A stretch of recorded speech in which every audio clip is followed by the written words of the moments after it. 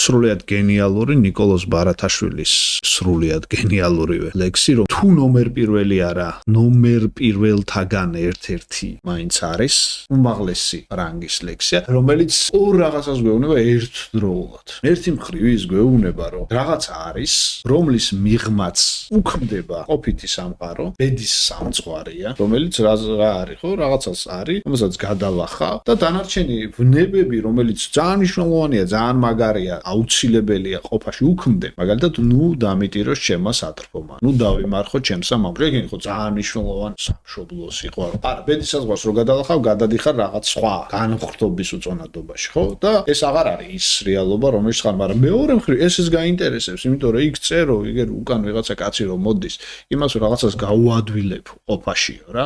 ხო, ერთ ტექსტში ეგ ორი, ხო და არა თუ თქვა სხვადასხვაგან და დიდი მნიშვნელობით, არამედ ერთგანაც შეიძლება ეგ ორი